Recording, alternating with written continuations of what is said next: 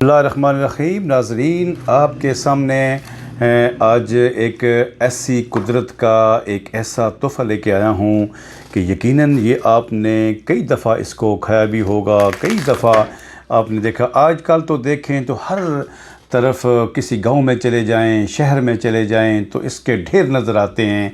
और पाकिस्तान में तो ख़ास तौर पे अल्हम्दुलिल्लाह इसका मौसम भी है और बहार है। यकीनन तरबूज़ के बारे में बात कर रहा हूँ और इस वक्त मेरे सामने भी है तरबूज़। आज हम इसके फ़वाइद के बारे में बात करेंगे और यकीन करें कि जब आप सुनेंगे इसके फ़वाइद तो हैरान होंगे कि अल्लाह करीम ने इसके अंदर क्या क्या पैदा किया है। तरबूज़ जो होता है ये रेगिस्तानी इलाकों में यानी गर्म इलाकों में, जहाँ पे जिसे हम पंजाबी में मैरा ज़मीन कहते हैं, वहाँ का जो तरबूज़ होता है वो इंतहाई ज़बरदस्त होता है। और यहाँ पे एक चीज़ बताता चलूँ कि वो इलाके जो गर्म इलाके हैं वहाँ का तरबूज़ ज़्यादा मीठा होगा बनिस्बत ऐसे इलाकों के जिनकी गर्मी की शिद्दत जहाँ पे कम होती है। तो अल्लाह करीम ने इसके अंदर, जिस तरह मैंने पहले भी आपसे कहा कि बहुत से इसके अंदर फ़ायदे हैं। तरबूज़ का के अंदर 90% जो होता है वो इसके अंदर पानी होता है, यानी कि जूस, जिस तरह इसे जूस हमें कहते हैं। उसके बाद इसके अंदर विटामिन ए होता है, इसके अंदर विटामिन सी होता है और विटामिन B3 इसके अंदर मौजूद होता है। फ़ाइबर की भी एक काफ़ी हद तक मिक़दार जो है वो इसके अंदर मौजूद होती है। और इसके फ़वाइद भी बहुत ज़्यादा हैं, लेकिन मैं इससे पहले कि मैं थोड़ा सा आगे जाऊँ, मैं अपने दोस्तों से गुजारिश करता हूँ कि जो मेरे इस चैनल पे फ़र्स्ट टाइम आए हैं, अगर आपने अभी तक मेरे चैनल को सब्सक्राइब नहीं किया तो आप चैनल को सब्सक्राइब कर दें, बेल आइकन का बटन ज़रूर प्रेस करें ताकि मेरी हर वीडियो मुख्तलिफ़ मौज़ूआत पर आपके सामने आ सके। तो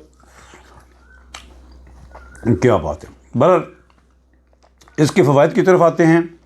तरबूज़ को सबसे पहले आपने खाना किस वक्त है, कौन सा इसका बेहतरीन वक्त है, कहाँ पे खाना चाहिए और किस कंडीशन में खाना चाहिए, ये अपनी वीडियो के मैं एंड में आपको बताऊंगा। और ये बहुत ज़्यादा ज़रूरी है क्योंकि हम खाते तो हैं लेकिन इसका एक ख़ास तरीका है। अगर उस तरीके के मुताबिक हम खाएंगे तो इसका किसी किस्म का कोई साइड इफ़ेक्ट भी हमारी बॉडी के ऊपर नहीं आएगा।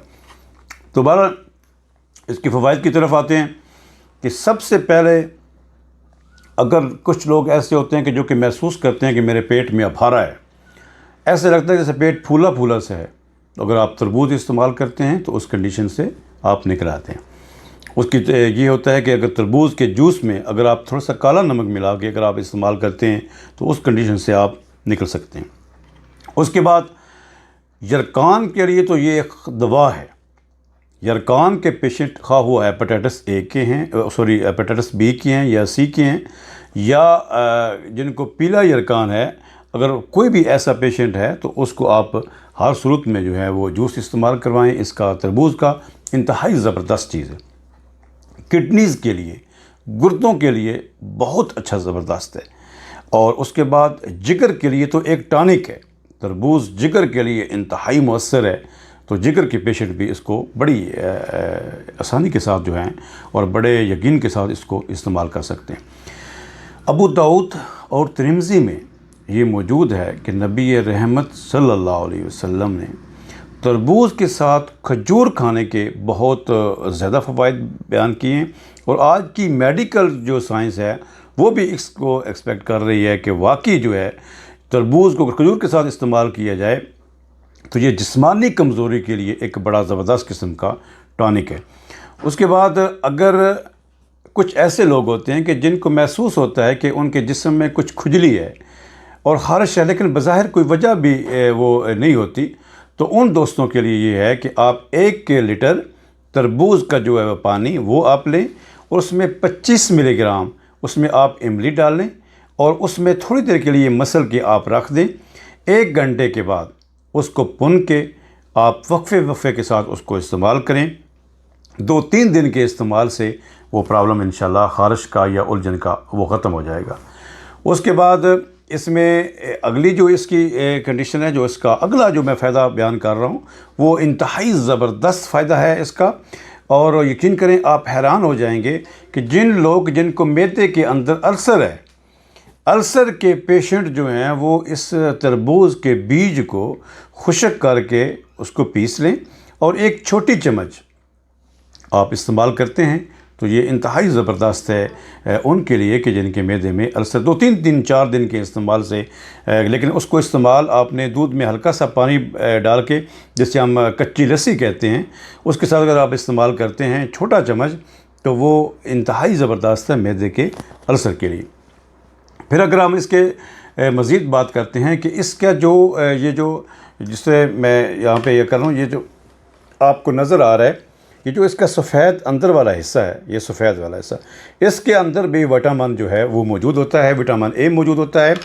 और जब हम इसके अंदर से ये गुदा जब हम निकाल के हम खा लेते हैं तो ये इसका जो छिलका है, छिलकों को चेहरे के ऊपर अगर आप लगाएं तो इस तरीके से मलते रहें तो चेहरे की फ्रेशनेस के लिए ये बड़ा ज़बरदस्त है। और यकीन जानिए कि जिन लोगों के इसमें आता है, यानी कि जिन लोगों के अंदर झुर्रियाँ पैदा हो जाती हैं चेहरे में, तो वो इसके लिए भी ये इंतहाई जो है वो ज़बरदस्त है। इसमें ग्लूकोज़ की काफ़ी मिकदार मौजूद होती है। शुगर के पेशेंट जो हैं वो इसमें इस्तेमाल ना करें, शुगर के पेशेंट के लिए ये बिल्कुल ठीक नहीं है, वो सब्र करें तो उनके लिए ज़्यादा बेहतर है।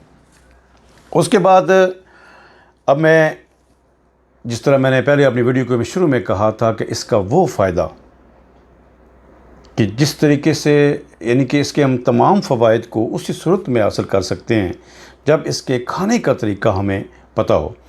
तरबूज़ खाने के लिए ज़रूरी है कि आपका पेट खाली ना हो, तरबूज़ गर्म ना हो और आपकी बॉडी गर्म ना हो, ना पेट ज़्यादा भरा हुआ हो और ना पेट ज़्यादा खाली हो। ये बेहतरीन जो है वो इसका तरीका है। कुदरत के नेमतें बेशुमार, और यकीन जाने कि हर एक नेमत का, हर एक चीज़ का जब उसके फ़वाइद की तरफ नज़र आते हैं तो यकीन पैदा होता है कि अगर हम इस पर अमल कर लें और इस तरीके से, जिस तरीके से डॉक्टर्स या जो तबीब हज़रात या जो इस शोबे के माहिर हैं जिस तरीके से हमें बताते हैं, अगर इस तरीके से अगर हम इस्तेमाल करें तो शायद हमें मेडिसन की, अद्वियात की ज़रूरत ही न पड़े।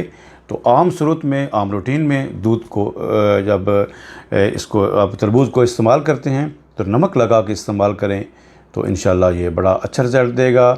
मेरे ख़्याल में आपको ये वीडियो यकीनन पसंद आई होगी। दुआओं के साथ इजाज़त चाहूँगा। अस्सलाम वालेकुम वरहमतुल्लाहि वबरकातुहू।